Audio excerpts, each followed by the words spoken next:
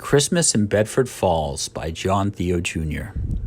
All you can take with you is that which you've given away. The day after Thanksgiving was a cold, overcast, dreary day in Bedford Falls. George Bailey found himself at the town cemetery just a few rows down from his father's grave. In front of him was a fresh grave. The simple marble stone was already in place with an inscription. It read, Edward Gower, 1880 to 1948. For decades, Mr. Gower had been the town pharmacist and beloved member of the community of Bedford Falls. He employed George when he was 12 years old to work the soda fountain in his drugstore as well as deliver prescriptions. Next to Mr. Gower's grave was the grave of his son, Robert Gower, who died from influenza in 1919 while at college. George remembered showing up to work the day Mr. Gower received the telegram about his son's death. Mr. Gower had long struggled with alcohol since his wife left him, and young George found his boss severely drunk while at work. Mr. Gower was so out of sorts that he accidentally placed poison in a child's prescription instead of medicine. Young George refused to deliver the prescription and was punished by Mr. Gower with a physical beating. George pleaded with his boss that the medicine was, in fact, poison. When Mr. Gower realized George was right, he begged the boy to forgive him. George never told a soul about what happened that day, and Mr. Gower never forgot the act of kindness young George showed him. From that time forward, Mr. Gower never touched alcohol again. George looked over the massive crowd gathered at the cemetery. Mr. Gower was more than just my childhood boss. We stayed in touch long after I left his employment. He encouraged me in my career ambitions, mourned with me when my father suddenly died, and stood by me on the day I wed Mary. I know some of you have similar stories as mine regarding Mr. Gower. In the crowd were friends, family, and strangers. Ma Bailey was there with Mrs. Hatch, Uncle Billy, Ernie, Bert, Violet, the Martinis, and Nick. There were only a few faces George didn't recognize. To his right, Mary stood at his side. Whenever there was trials, Mary was always at his side. Behind Mary were Janie, Pete, Tommy, and Zuzu. All four of his children were well-dressed and well-behaved. George winked at the kids as if to tell them he was proud of their behavior. Tommy returned the gesture with a wave. When my dad passed away, George continued, Mr. Gower constantly checked in on my family. Ma never forgot how helpful he was, especially when me or Harry needed a man's perspective on things. At the mention of her name, Ma Bailey started to cry and rested her head on Mrs. Hatch's shoulder. I will miss you, old friend, George said, looking down on the mahogany casket, which had yet to be lowered into the ground. Be at peace. Mr. Martini stepped up and rested his hand on George's shoulder. All are welcome at Martini's, he said with his thick Italian accent, so we can get out of this cold and raise a toast to the life of our friend, Mr. Gower. After the crowd dispersed, George walked arm in arm with his mother over to Peter Bailey's grave. Mary and the kids followed, with Zuzu running up to fill her dad's empty hand with her own. When they reached the grave, Tommy wiped snow off the top of his grandfather's stone, while Pete removed some dead flowers from the front. Thanks, boys, George said. Oh, how I wish your father would have lived to have seen his grandchildren, Ma said, pulling George closer. He would be so proud of you, George. Me, George said. What about his other son, the war hero who got the Medal of Honor? Of course he'd be proud of Harry, Ma said, but no less proud of you. You single-handedly kept his business alive during the worst economic time in this country's history, all the while fighting off your own enemy with Potter. As far as I'm concerned, you deserve a Medal of Honor as well. George laughed. You want to know something, Ma? You're okay. Ma leaned up to kiss her tall son.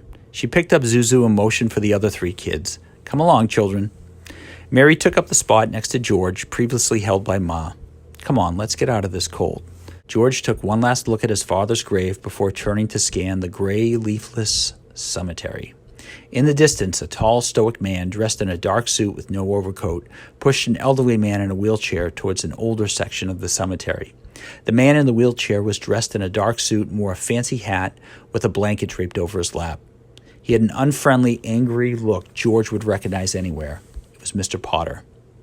George nodded to Mary in the direction of the two men. What do you think old man Potter's doing? Visiting the people he drove to an early grave, she said. Before George could say anything about the dark joke, Mary added, I'm sorry. I just see what that man does to you, and I want to scream. He's a sick man, sick in his soul. If he even has one, Mary added. George chuckled. Pop often said the same thing. Sorry again, Mary said. I'm just overprotective of the man I love. George looked up at the gray sky. Well, if my guardian angel ever retires, it's nice to know I have you as a backup. As they walked to catch up with Ma and the children, a phrase George had once read echoed in his mind. No man is a failure who has friends.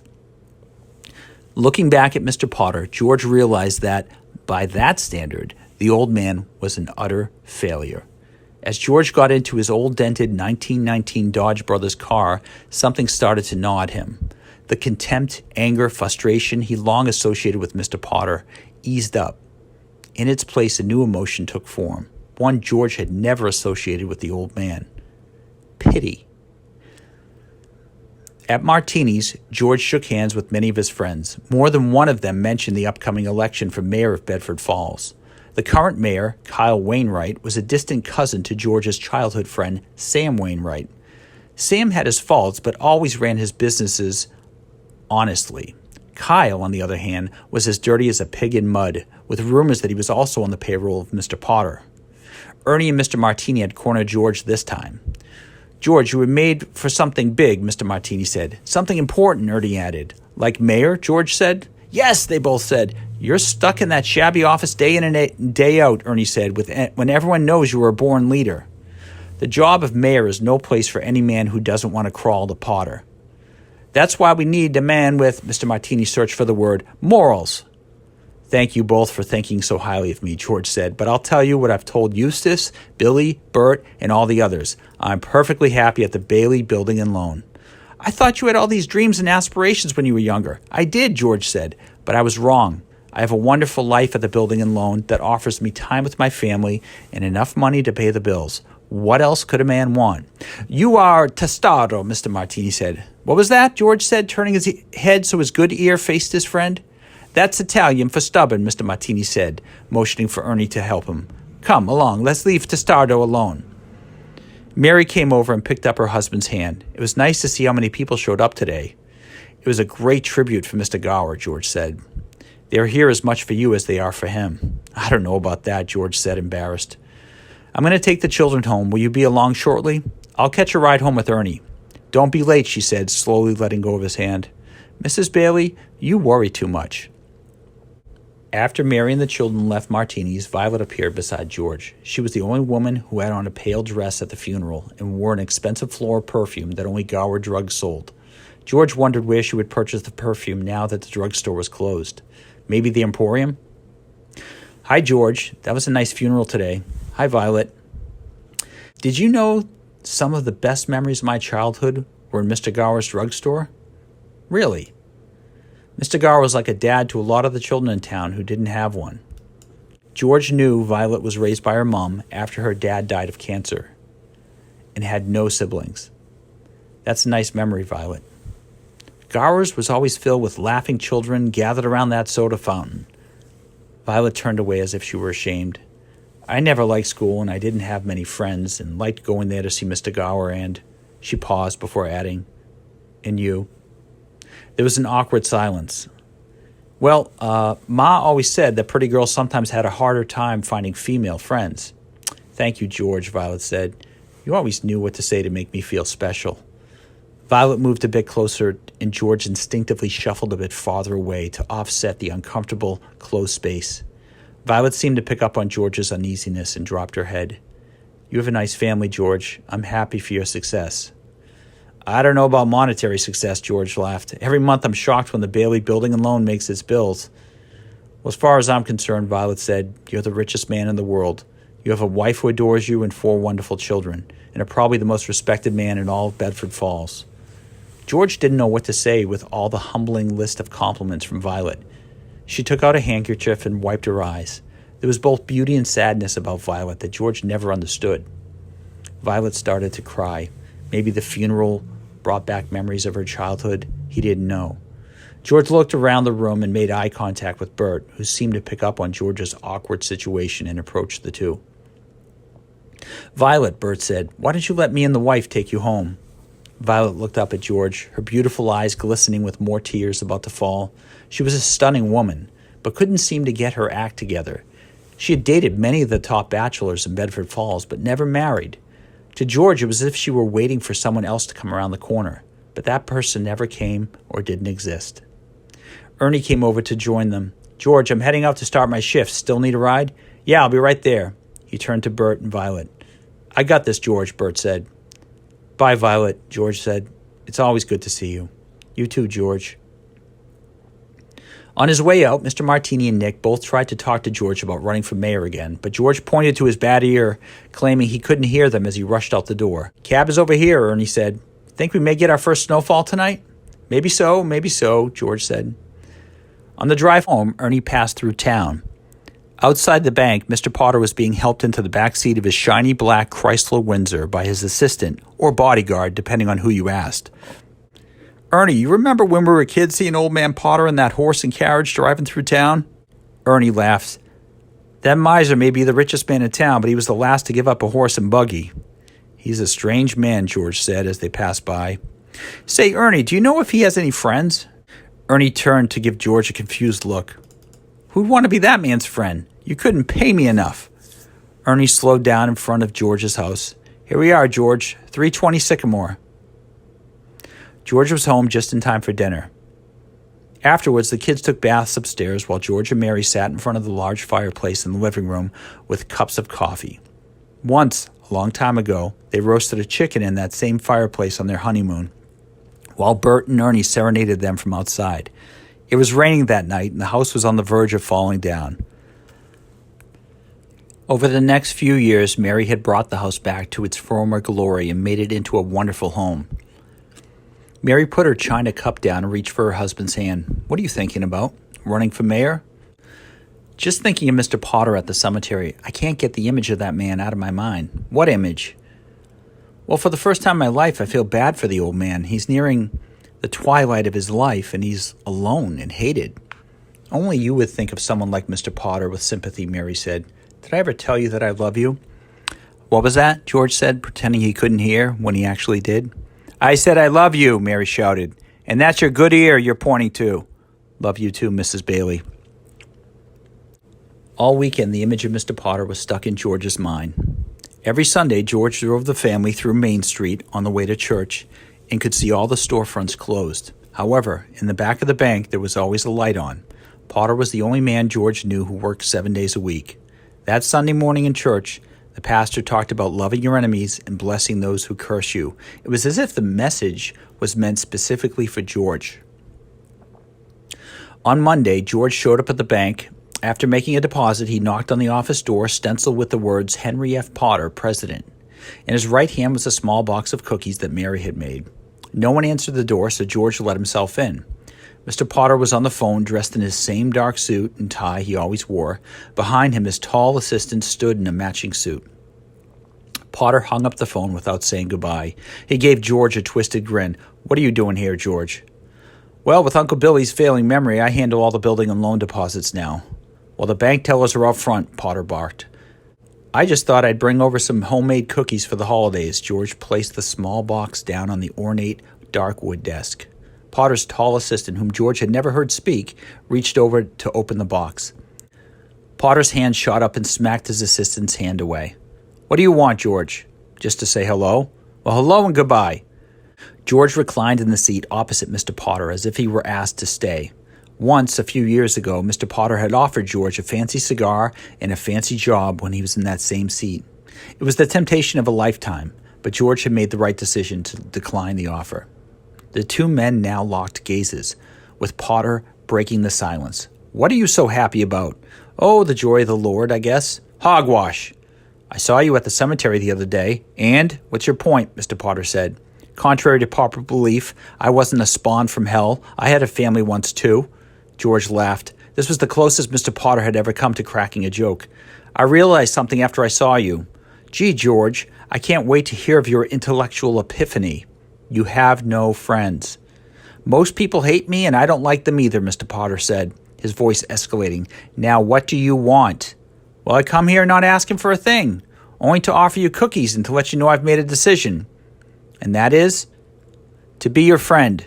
Mr. Potter leaned from his wheelchair over the desk and sniffed. Kind of early in the day to be drinking, isn't it, George? George smiled. I'm sober and I'm serious. Well, if that's all you came to say, then you can leave now. I have work to do. George got up. Have a good day, Mr. Potter. The rest of the week was slow at the Bailey Brothers Building and Loan as people were getting ready for the holidays. In the office, George noticed, as if for the first time, how often Tilly, Eustace, or Uncle Billy would talk bad about Mr. Potter with customers or with each other. "You know," George said, "we shouldn't be making jokes about old man Potter, especially to customers." Uncle Billy dusted his taxidermied crow on the shelf. "George, that man single-handedly put your father, my only brother, in an early grave." George wanted to say something in Potter's defense, but Uncle Billy was right. Potter had been the cause of a lot of misery for a lot of people. "I know, Uncle Billy, but it still doesn't make it right. He was once someone's son," George said. "There's a rumor that he was even engaged once." Eustace laughed. "Maybe to a troll." Uncle Billy laughed, and George was surprised how much he wanted to laugh as well. The fact was that Henry Potter had a story like everyone else, but no one cared to find out what it was. On Friday night, George left work early to drive over to Mr. Potter's home on the edge of town. He entered a long driveway which led to a dark mansion up on a hilltop. To one side, the home overlooked the Bedford Falls Cemetery, and on the other side, the Seneca River, which flowed quickly from a recent heavy rains. As a child, the neighborhood kids would say that the Potter mansion was haunted. George could see how the rumors came about. The massive home was in need of repairs. The gray paint was chipping, and some of the copper gutters were missing. Medieval gargoyles were perched on the corners of the slate roof. In the red glow of the setting sun, they looked especially scary. George walked up the steps and knocked on a massive oak door several times, but no one answered. He tried the door and found it unlocked. "Hello?" he said, stepping into the dimly lit foyer. Voices came from a distant room. George walked past a grand staircase. On the second-floor balcony, he could see furniture draped with sheets. He remembered that Mr. Potter was confined to a wheelchair and never went up there. George walked through a dark and formal living room with only one light on. Firelight gleamed from the open door of the next room, which appeared to be a library and office. The space was the size of the entire building and loan office. In the darkened room, Mr. Potter watched a movie reel of the world news. His assistant sat in the corner by the fireplace, eating quietly. Next to Mr. Potter was also a plate of food that looked like it was barely touched. A makeshift movie screen had been erected, and the black and white news on the screen spoke of the rebuilding efforts in Europe since the war ended. George opened the door a bit wider, causing a loud creak. Mr. Potter turned around and his assistant stood up. Potter's eyes widened. "Who let you in?" "I let myself in," George said. "I was just in the neighborhood and stopped by to say hello." "Well, hello and goodbye," Mr. Potter said, shutting off the projector. "Oh, don't worry," George said, walking over to sit down on the leather couch next to Mr. Potter's wheelchair. "I can only stay for a few minutes. Tommy and Zuzu have a play tonight that I can't miss." "Oh, how joyful for me," Potter groused. "You'd like the play," George said. "It's about an old miser who doesn't like Christmas." "Ebenezer Scrooge was a victim as far as I'm concerned," Potter said. George tapped the movie projector. "You know, Mr. Potter, us regular people have to go to the movies to watch these newsreels." "Well, I'm not regular." "Oh, you could say that again," George said with a chuckle. Potter's assistant coughed and sounded like he was trying not to laugh. Potter gave him a stern glare and he stopped. "Anything good to report on the news?" George said. "Europe's still recovering from the war, Stalin's making a mess of the world, and President Truman's no better than Roosevelt." Mr. Potter reached up to restart the movie projector. "Now be quiet if you're going to stay." George quietly watched the remaining few minutes of the news. Mr. Potter took notes on a yellow legal pad of paper. When George asked him what he was doing, the old man shushed him. After the newsreel ended, Mr. Potter's assistant turned on the lights and started to break down the movie projector. Potter tossed the notepad down on the table. George turned the legal pad so he could read it. "Gosh, you take notes to be given to Senator Ives?" "You think my work is tied to this little town?" Mr. Potter said. "I have investments all over the world, and my influence is felt throughout all of New York." "I'm glad we're friends and not enemies then," George joked. "Why do you keep smiling?" Mr. Potter said. "What was that?" "It's my bad ear." "I said, why do you keep smiling?" Mr. Potter nearly shouted. "It's like you're waiting to give me some bad news." "Oh, no bad news here, Mr. Potter. Just stopping by to say hello to my newest friend." "I don't want friends," he said, motioning to his assistant. "And if I did want friends, I wouldn't choose a Bailey." George laughed. "Sorry, but the pickings are slim for you. I'm the only game in town right now in the friend market." The assistant wheeled Mr. Potter over to his desk. George got up from the couch and took up a seat in one of the two leather chairs across from the desk. George noticed a portrait of Mr. Potter sitting over the fireplace, similar to the one he had in his office. Both paintings showed the old man without a smile. The decor in the room was dark wood with strange statues and morbid paintings. "You mentioned the other day that you had a family once," George said, turning back to face Mr. Potter. "What happened to them?" "They died," Mr. Potter said, scratching something on a spreadsheet. "I heard a rumor that you were once engaged. Is that true?" Mr. Potter looked out the window as if he were watching a movie. "Mr. Potter?" "Yes," he mumbled. "Was it true?"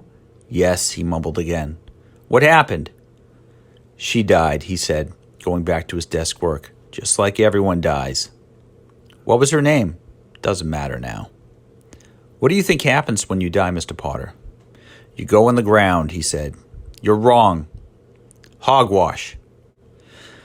"I once read," George said, "for unto whomsoever much is given, of him shall be much required." Mr. Potter looked up. "Where'd you read that ridiculous statement?" "The Bible." "The Bible," he grumbled. "Rebecca once believed in that nonsense, and it didn't save her." "Was that her name?" George said. "Rebecca?" Mr. Potter didn't respond and went back to his spreadsheet. George stood up and put his hat back on. "I feel bad for you, Mr. Potter. You have more than what you could spend in 10 lifetimes, yet you're unhappy." Mr. Potter continued to look over his spreadsheet. "It's not about the money, George." "What is it about, then?" "Being in control, not answering to people less intelligent than you. There are too many imbeciles in positions of power these days." "Money, my man, means freedom. Free from poverty, free from hunger, free from the cold, free from so many hindrances of this world. Freedom to be your own captain." "You can either serve God or Mammon," George mumbled, walking towards the door. "What did you just say?" "I said you look like a slave to me." "A what?" Potter nearly shouted. "I answer to no man." "I didn't say you were a slave to a man, but to things. Every day you pore over your books and investments. You work 7 days a week. You have more than you could ever spend. How much is enough?" Mr. Potter gave a half grin. "Just a little bit more, George. Just a little more." "Well, from my point of view, you look like a servant rather than a master."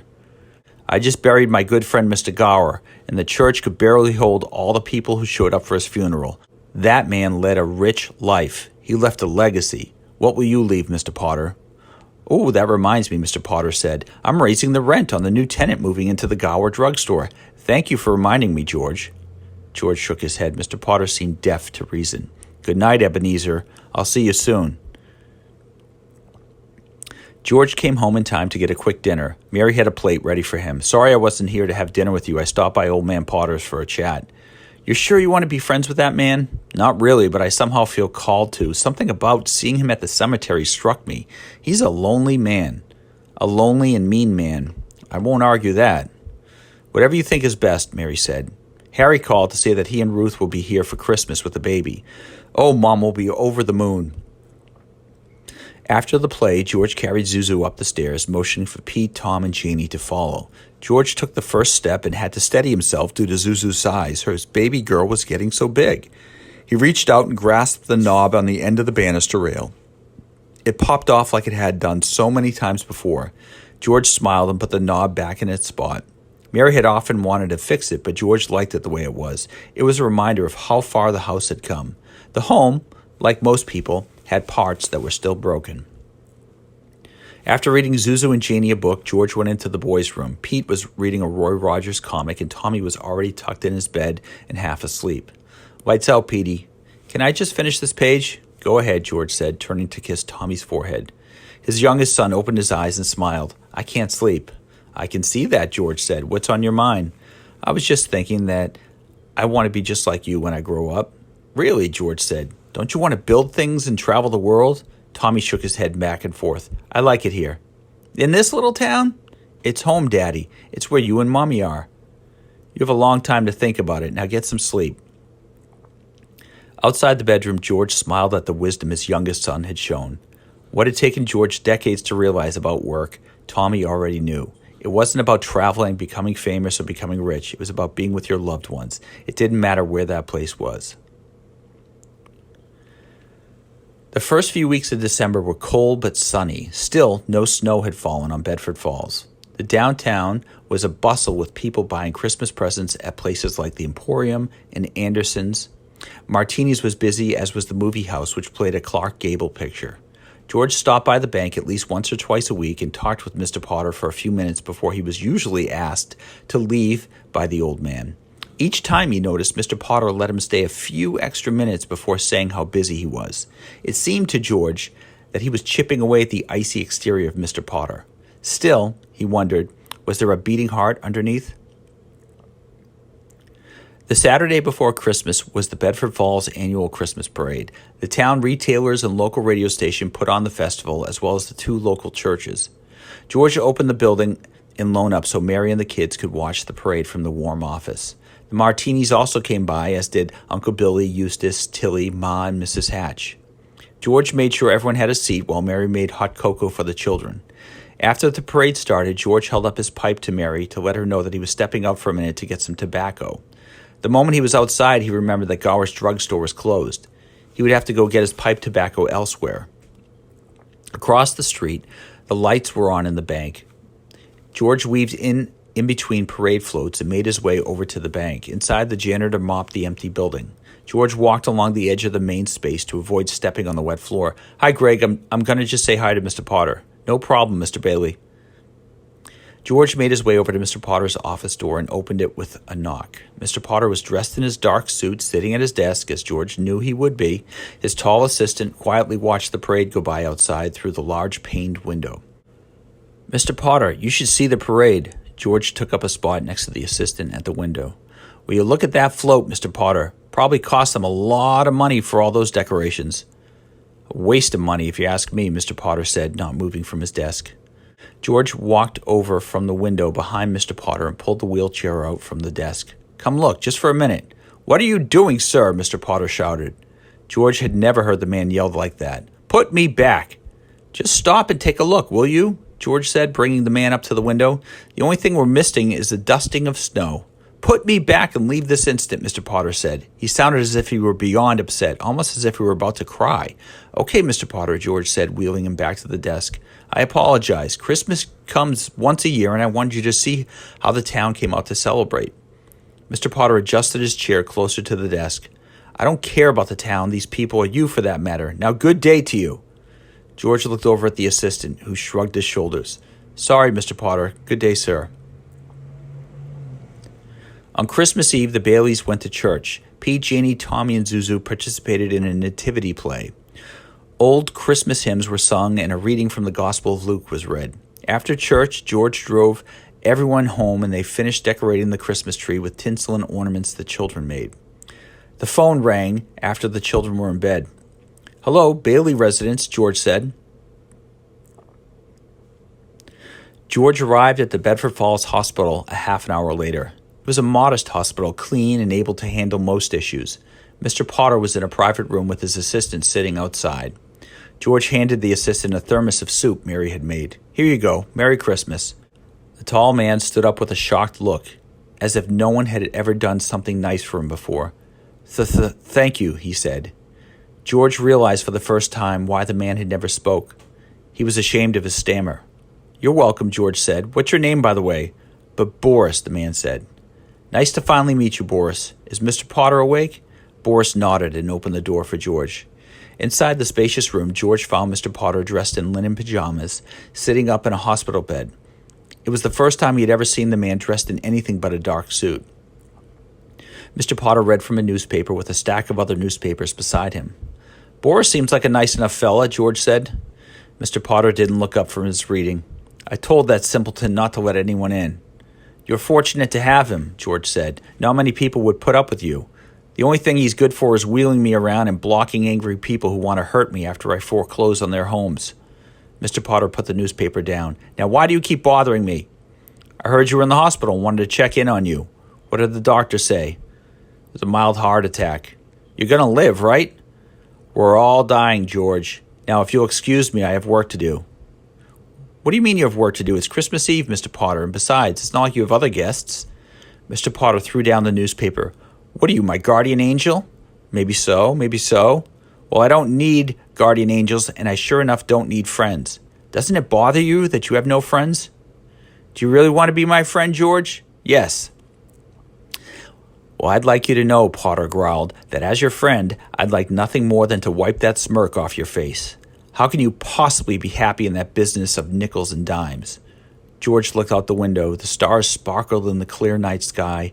He wondered which one the Magi might have followed centuries ago to find the infant child in Bethlehem.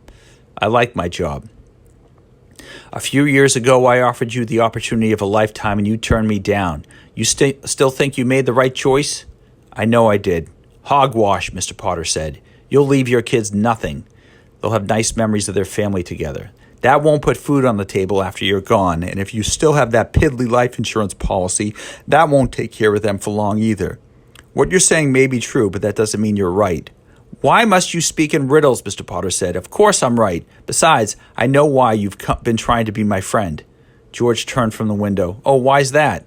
You want to run against Wainwright for mayor and need my help. Now don't go getting ideas, Mr. Potter. I'm not running for anything but executor of Bailey Building and Loan.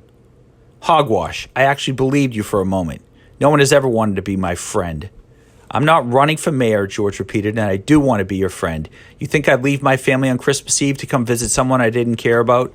Potter paused for a moment. Are you sure you want to be my friend, George? Sure, I'm sure.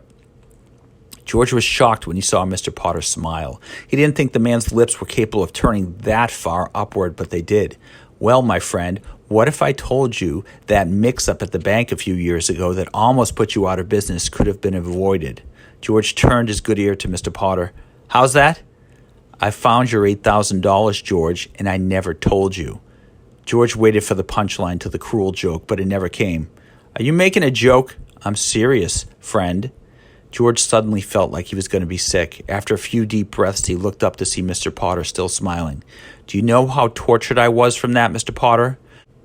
You acted as if you had no idea where the money was and even called the police on me. I know, Mr. Potter chuckled. Still want to be my friend, George? Did you know what that did to me, to my family?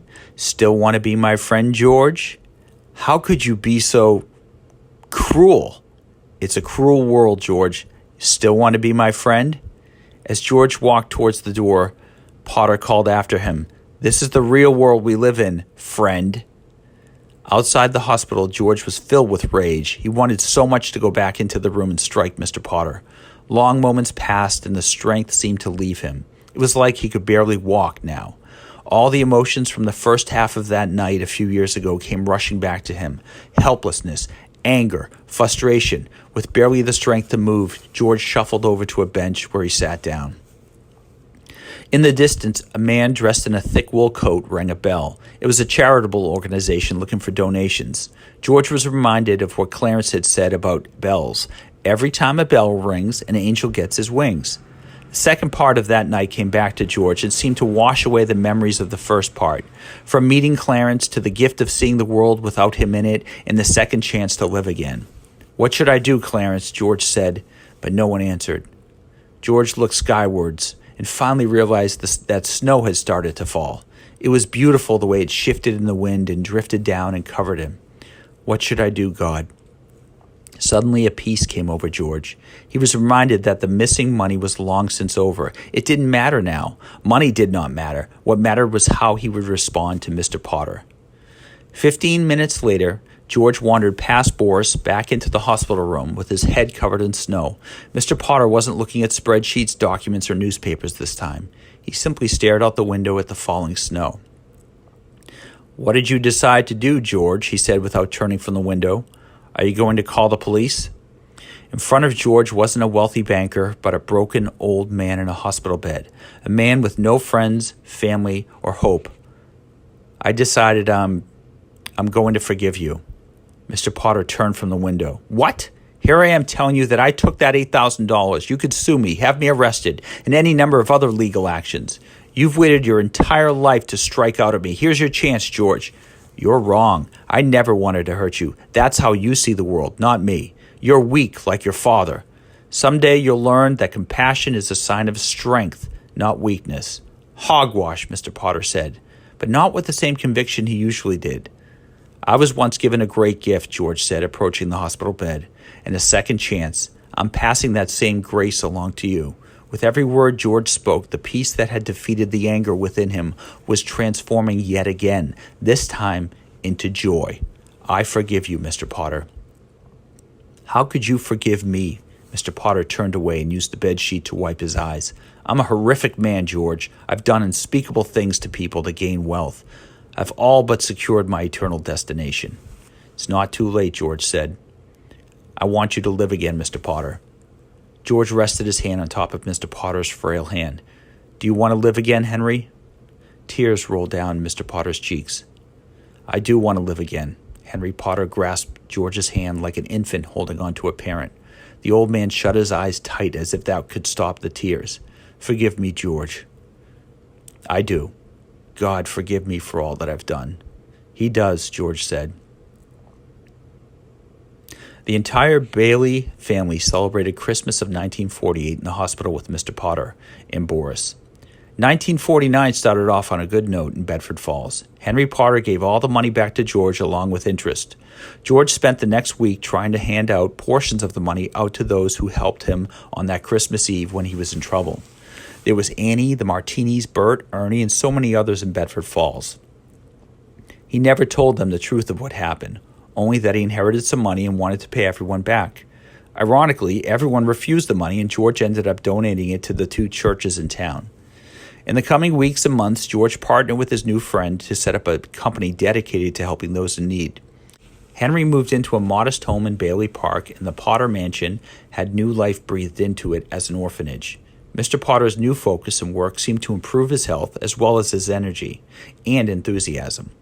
The cruel reputation that had formed from his decades of ruthless business dealings all but disappeared. Henry Potter's name soon became synonymous with words like kindness, generosity, and love. However, a few years later, the reprieve Henry received with his health did expire. In the fall of 1951, George spoke at his friend's funeral. Both the church and the cemetery were overcrowded with citizens of Bedford Falls, as well as politicians and celebrities who all but praised this man who once had no friends. The end. Well, if you made it this far in the story, you've hopefully enjoyed my small piece of fan fiction for the film It's a Wonderful Life by Frank Capra. I'm a huge fan of this film, and I've used it when I taught screenwriting in college. And I found that this film is so very layered, and I wanted to just explore some of the secondary characters and flush them out a little and maybe give them some backstories. I had a lot of fun researching that period of time of 1948, the types of cars they drove, what was playing in the movie theaters, the news, and it was a lot of fun to do this. Let me know your thoughts. I have some ideas about maybe doing another story, maybe with Violet or George facing the mayor. But let me know your thoughts. Again, I don't own the rights to this. This is just a piece of fan fiction. I don't financially benefit from this, but it's just a love letter to the people that made this movie. Thanks for listening. Have a great day. For those of you interested in supporting the channel, please check out my novels at johntheo.com or where all books are sold online. Thank you.